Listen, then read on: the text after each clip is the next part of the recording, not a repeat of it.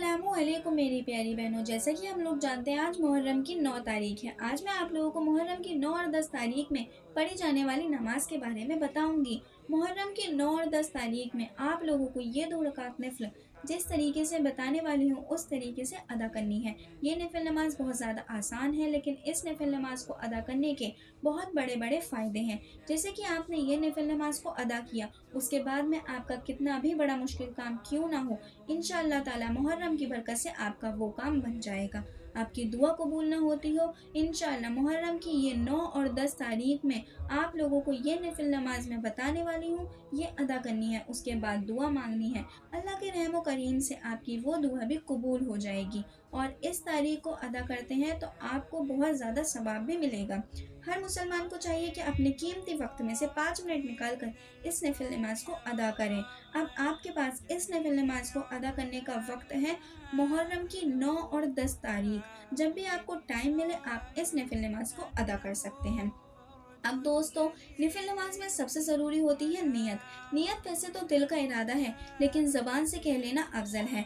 आप लोग अगर अपने दिल में खाली ये नियत कर लेंगे कि मुहर्रम की नफिल नमाज हम लोग अदा करने के लिए जा रहे हैं, अल्लाह पाक का शुक्र अदा करने के लिए, तब भी आपकी नियत हो जाएगी। लेकिन बेहतर तरीका ये है कि आप लोग जानमाज पर खड़े होकर इस तरीके से नियत करें कि नियत की मैंने 2 रकात नफिल शुक्राना की, वास्ते अल्लाह ताला के वक्त मौजूदा मुंह में रकाबत शरीफ की तरफ। अल्लाहु अकबर।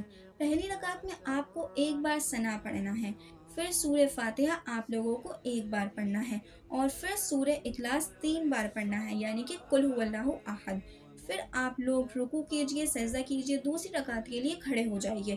दूसरी रकात में आपको सना नहीं पढ़ना है, सीधा सूर्य फातिहा पढ़ना है। उसके बाद में सूर्य इखलास 3 मरतबा पढ़ना है। फिर उसके बाद आप लोग रुकू करें, सजदा करें, कायदे में बैठ जाइए। कायदे में वही सब पढ़ेंगे जो आप नॉर्मल नमाज में पढ़ते हैं सब। पर अब आप लोगों को पढ़ लेने के बाद में सलाम फेरना है। अभी यहाँ पर आपका काम मुकम्मल नहीं हुआ है।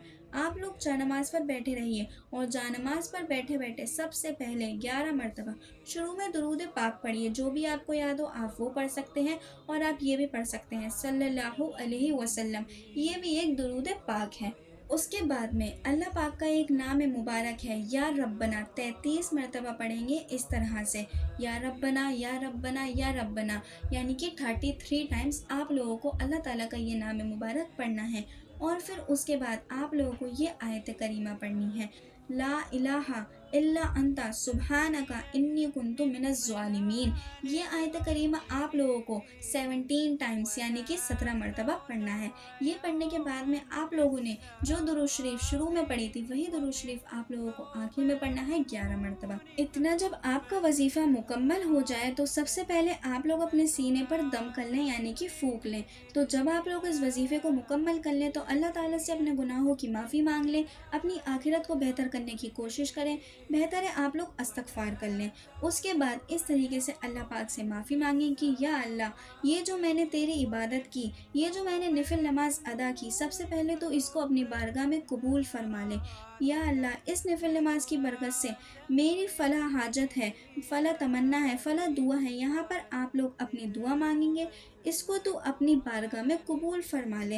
ए अल्लाह, हज़रत इमाम हसन, हज़रत इमाम हुसैन के सदक़े में हमारी इस परेशानी को दूर फरमा दे। ए अल्लाह, करबला के सदक़े में हमारे बिगड़े काम बना दे। इस तरीके से आप लोग अल्लाह ताला से रो रो कर दुआ मांगें। इंशाअल्लाह ताला आप लोग जो दुआ मांगेंगे ये अल्लाह ताला की बारगाह में कबूल हो जाएगी। आप चाहो तो सिर्फ़ ये मुहर्रम को इस नमाज को अदा कर सकते हैं, या फिर इसके अगले दिन 10 मुहर्रम को अदा कर सकते हैं। अगर आप लोग 9 और 10 मुहर्रम दोनों दिन अदा करना चाहते हैं तो दोनों दिन कर सकते हैं। यहाँ पर आप लोगों का वजीफ़ा मुकम्मल हुआ। और मेरे प्यारे दोस्तों, भाइयों और बहनों, मेरी इस वीडियो को ज़्यादा से ज़्यादा शेयर करें, ज़्यादा से ज़्यादा लोगों को इस नमाज के बारे में बताएं, और ऐसी ही और इस्लामिक बातों को जानने के लिए मेरे चैनल को सब्सक्राइब करें। अल्लाह हाफ़िज़।